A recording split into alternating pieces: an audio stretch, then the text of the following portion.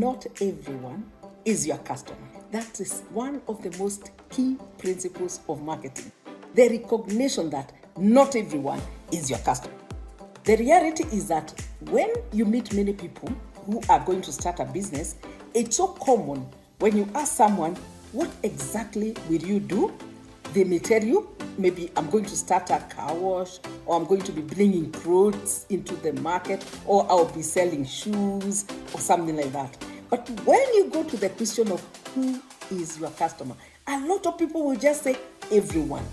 So I always wonder, are they saying it casually, or do they actually mean that they think that your customer can be everyone? But in reality, one of the most important decisions to make in marketing is to decide which type of person you want to serve. No matter what product or service you're going to be providing, you must be able to say, this particular person is the person I'm going to serve.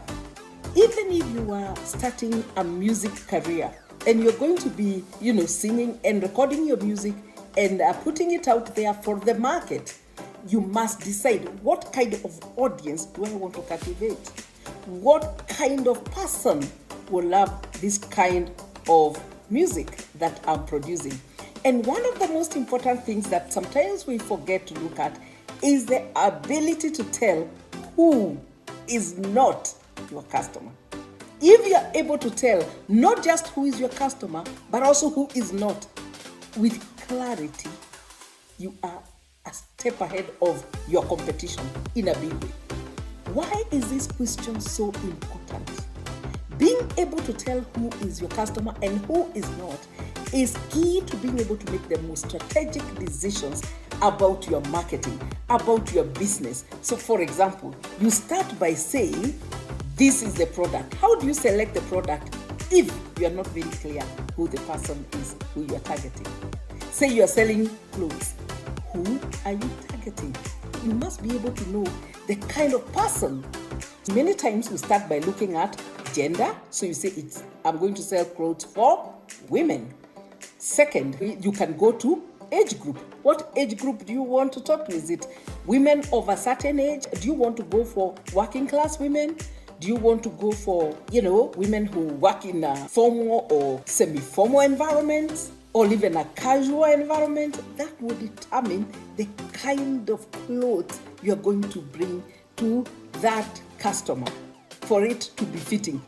I hear these big clothing brands talk about their customers in very interesting ways. They say the MaxMara woman is sophisticated, elegant, and ambitious. She's always traveling. And that helps define the kind of clothing they provide for that kind of person. Then you hear another brand say that their target group is an adventurous woman. That is a bit different from the previous one. When she's adventurous, it means she's going to be going places that are kind of different. She will need kind of wear that fits for different kinds of activities.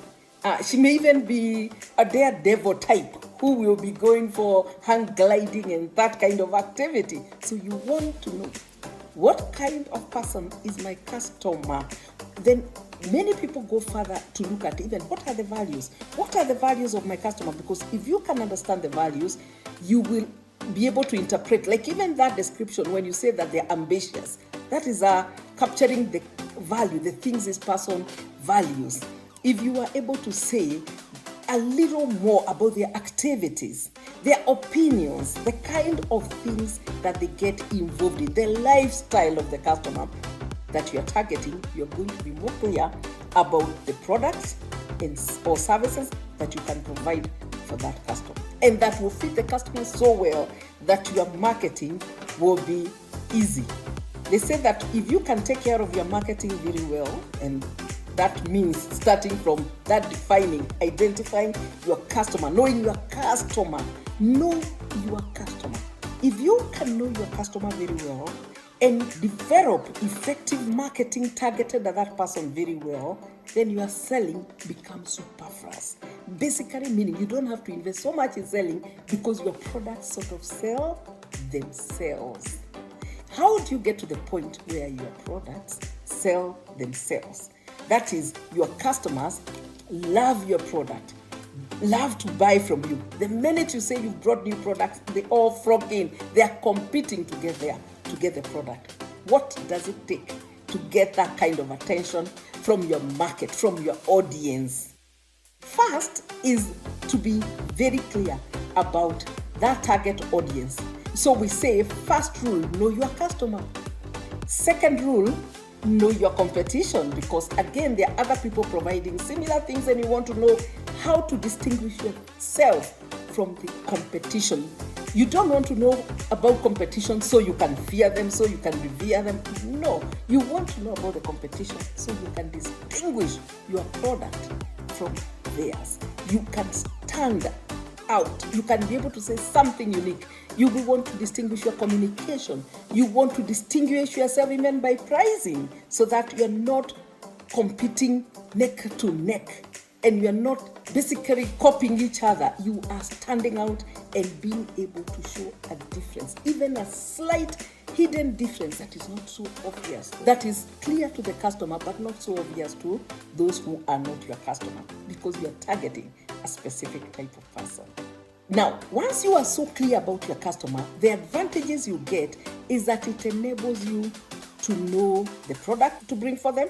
It enables you to price, because if you know your customer so well, you already know their kind of budget capability, the range, the value they have for this item, the income they have, the ability to buy, and the like. Actually, we define a customer as a person with a need for the product that you are selling, ability to buy, that is, they have enough resources to be able to buy what you're selling, and willingness to buy. They are interested, they are willing, they are keen about the kind of product you offer.